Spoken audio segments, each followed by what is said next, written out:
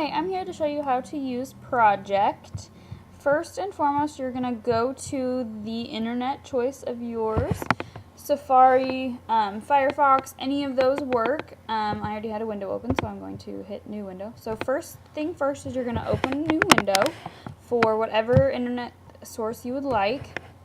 Then you're going to go to www.projeqt with a Q instead of a C.com.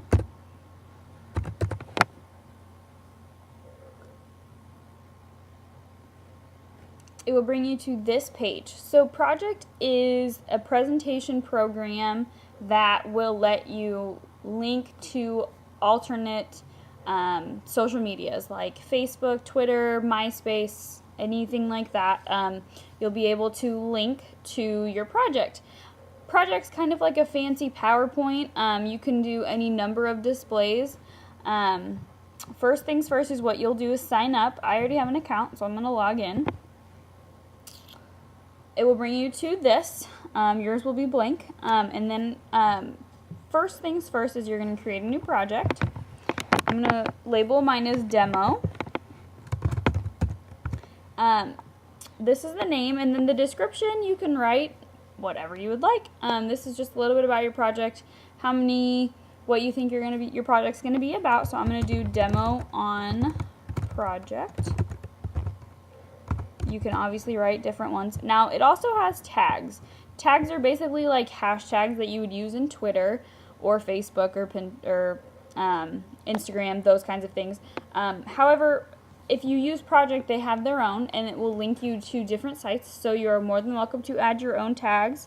There is a maximum of 25 tags, so then you would just hit create, and your project will come up. So this is what screen it'll bring you to.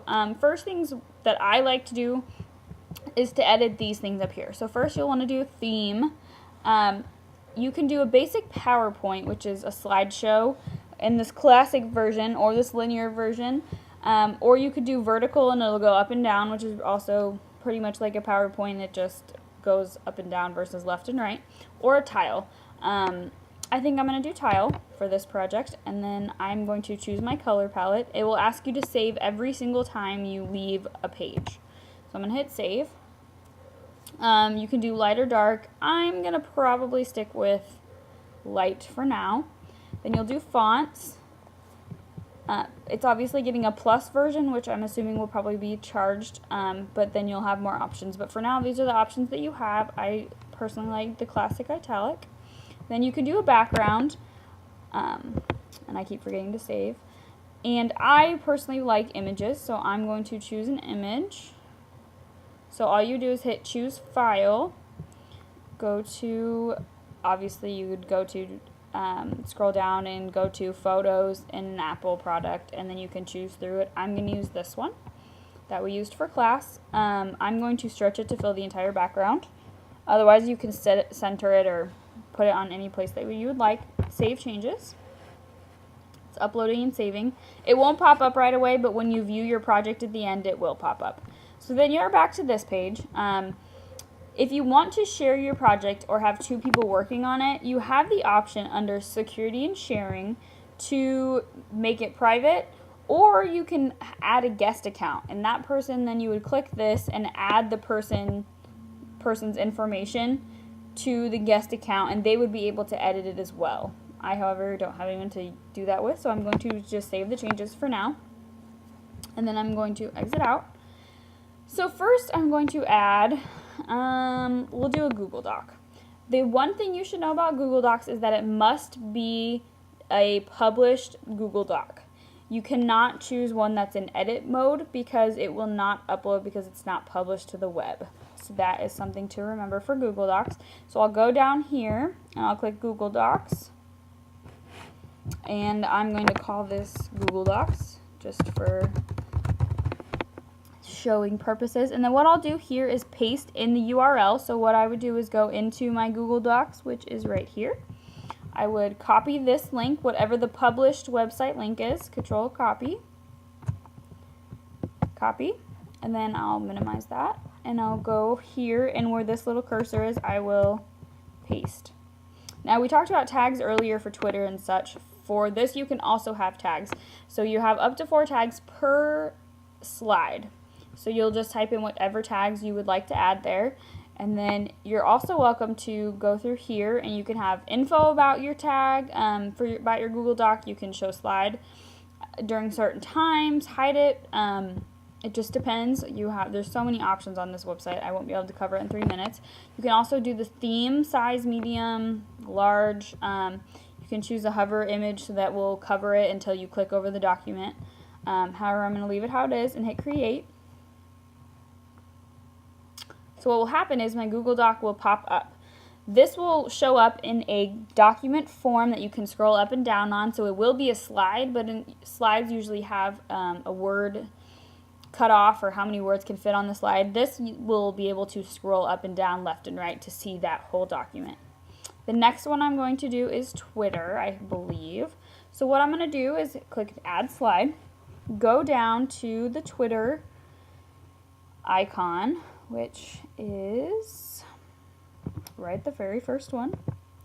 I'll click that. I will label this Twitter. And then same thing as before, you can also add a tag, you can add themes, you can add pictures. But what you'll want to do is go to a specific Twitter link. So it needs to be a tweet. It cannot be the whole page. It can be the whole page if you would like the whole page, but if you want one specific tweet, you need to be on that specific tweet. And so what you'll do then is you'll copy the hyperlink again. I'm going to minimize that. And then I'll paste that into this. And then I'll hit create. What that will do is bring up specifically that tweet. Now if you wanted a whole page, you could do that. It would show up a little bit different on the slide. But I personally just wanted that one tweet. So another example that I would like to show is a blog. So this is just text. This is not linking to any specific social media. So what I'll want to do is just hit text. We're going to call this blogs because I would like to link to a blog, and then of course again you can add tags of any kind. So my headline, I can write in anything I would like, and you can really type in anything. And then what I'm going to do is go to advanced. I'm going to scroll down, and here's this link slide, and what this is going to do is take me directly to a web page, an entire web page. So what I'm going to want to do is go to the blog, this is the one I've chosen, is Life in Special Education. I'm going to copy the hyperlink. Then I'm going to paste the hyperlink into that link slide. And then what I'm going to do is open link in new window when clicking content. So then when I click the website, when I click that page or that slide, it will pull up that web page. You can also do it where once you get to that slide, it'll automatically go to that page instead of having you click it. So you would just uncheck this if you wanted directly to go to that page. Sometimes it's easier to click it first if you wanted to talk about it before you clicked it. Then I'll hit create. And that will pop up this, and all I would do is once I view my project, click on that and it will pop me up to that page. Last but not least, we'll add a video. So you'll go here and you'll go to YouTube. I haven't opened up a YouTube page, so I'm going to open a new window. I'm going to go into youtube.com. Please ignore my Facebook. And then I will pick a different YouTube video that I would like to share. So we'll do the UN feminist speech from Emma Watson. You of course could pick anything. And all you would do is go to that actual page, copy the hyperlink, and then paste into the YouTube link here and hit create. Now these autoplay video, you obviously can put yes or no, and then the video aspect ratio is something that I'm not a little unsure on what that is, but you just type this YouTube link in, hit create, and here's the video down here on this part of the screen. So all you would do is once you got past the blog and you went back to your project, you hit play and the video will begin. So now that we've kind of gotten some of the basics, we're going to view the project. Once you come up with your project, this is the background photo we chose. These are the different, it will tell you what the names of the slides are that you can click. Now if it was in a slideshow version, then you could just, you would view it and it would become a slideshow. So you would hit view full screen. This picture would still be in the background, but you could scroll through these. Now this type is more for if you are going to individually show someone different pages. The slideshow one is probably more for if you were giving a presentation. So that is how you use Projeqt. And if you ever want to share your project, first you would hit create the project, and once you created your project, you could share it right here, and it will bring up a link to show you where to share it.